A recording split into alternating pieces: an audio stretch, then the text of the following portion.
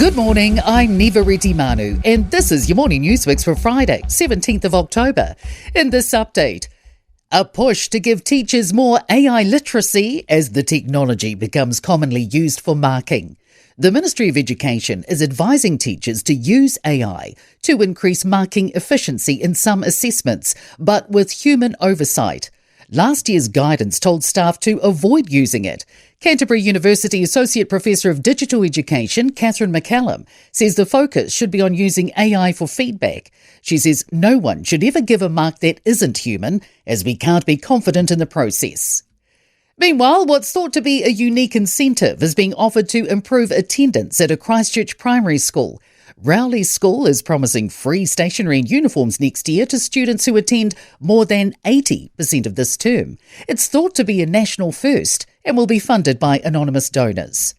Fire and Emergency is warning about potential delays as Korea firefighters go on strike for an hour today. They will strike from noon to 1 p.m. after a deal failed to be struck between them and Fire and Emergency. Kaipara's incumbent district council will meet again in Mangawhai this morning to discuss whether to seek a formal investigation into the district's local elections.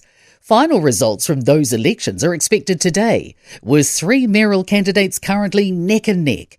Outgoing Mayor Craig Jepson called an unprecedented council meeting last night, which is set to resume at 9 a.m. The whole purpose of this meeting is because I have seen irregularities in the way this process has been operated. I'm not happy with it. I want to see that New Zealanders get to have a fair process.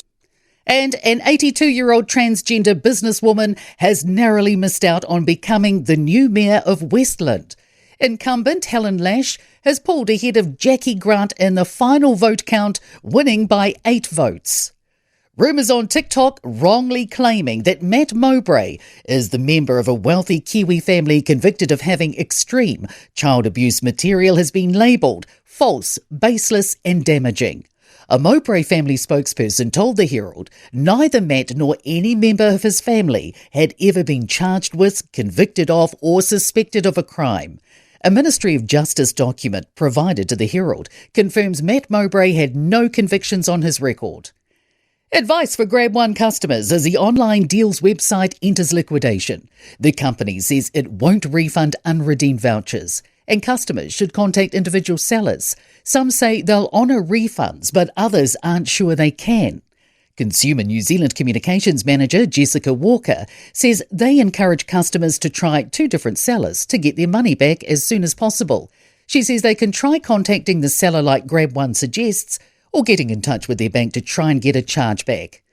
In sport, to a rebirth of rugby touring ties with South Africa. The All Blacks will play the Springboks in a 4-test, 4-provincial game series next year. Golfer Shane Lowry leads the European Tour's Indian Open after negotiating blaring traffic horns and a ravenous-looking dog on the 18th to shoot an 8-under par 64 in the opening round at Delhi. Daniel Hillier is 5 strokes back. And 6th seed Lulu Sun is through to the semi-finals at the Jinan Tennis Open in China after defeating the top seed in straight sets. I'm Nivareti Manu, that's your latest news fix. We'll be back with the next update at midday from the Newstalk ZB newsroom.